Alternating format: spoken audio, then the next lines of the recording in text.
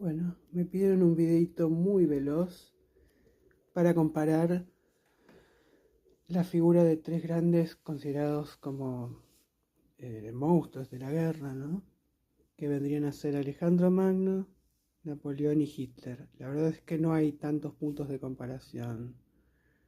Alejandro Magno es amado por todos, salvo, por supuesto, por sus víctimas. Es una figura más bien legendaria, mitológica.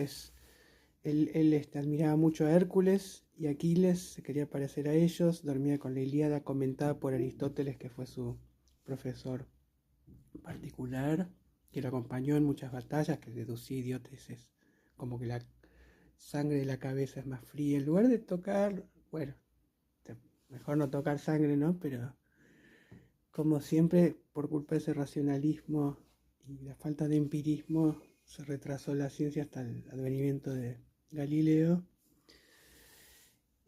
Alejandro Magno es una figura, el más admirable de los guerreros de la historia, por haber estratégicamente logrado victorias asombrosas en inferioridad numérica, haber sorprendido ejércitos muy numerosos, obligarlos a atravesar estrechos y entonces reducirles el poderío.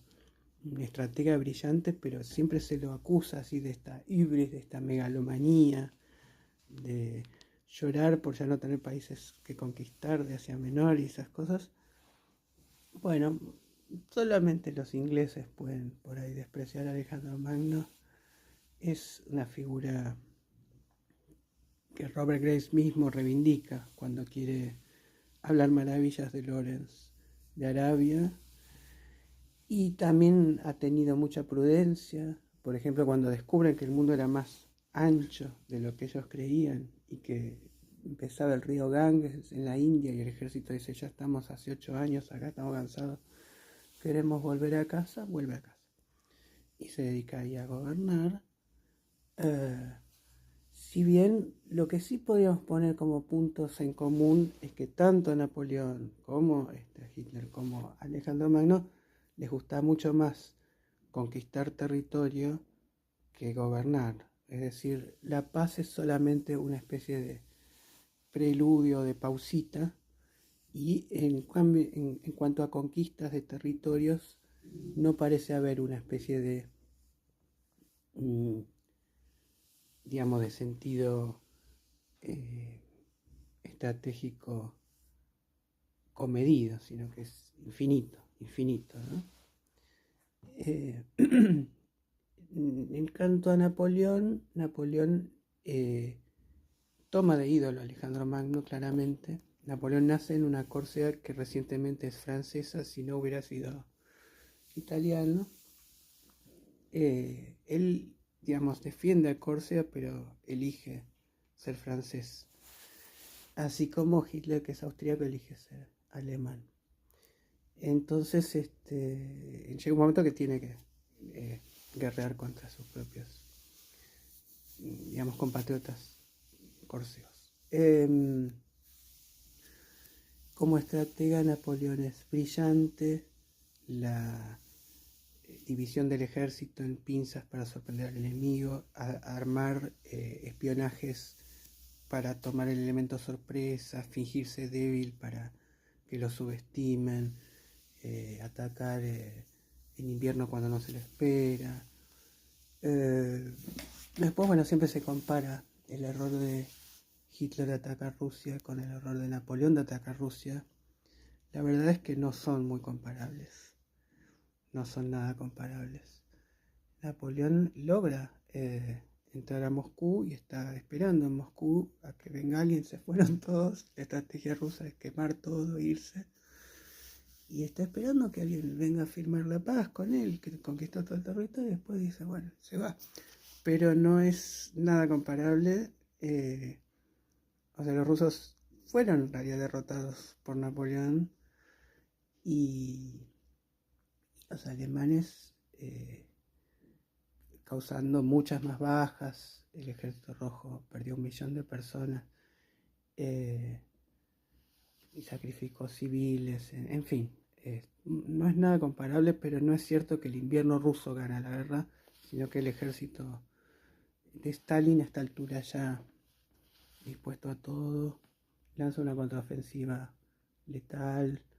Hay realmente mucho mérito ruso en esa victoria.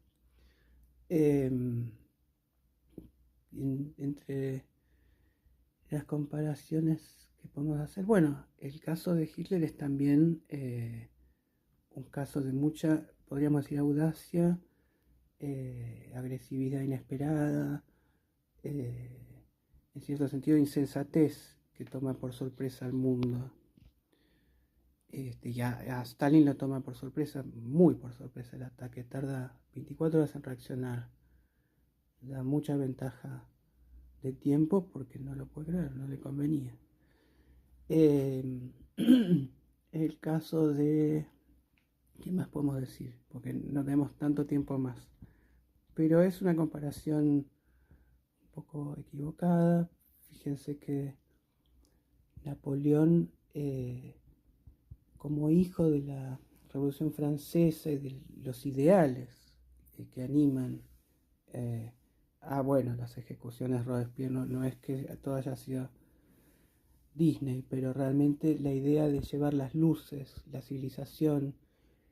Cuando Napoleón gobierna, crea el Código Napoleónico, del cual está muy orgulloso y realmente es muy igualitario. También, por ejemplo, Napoleón incluye judíos en su ejército, es la primera vez. O sea,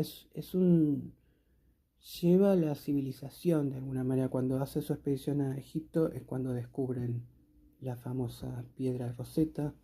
Entonces, cuando invade Polonia, ordena hacer una estatua para Copérnico, se entera de que no había y no lo puede creer. Es decir, es un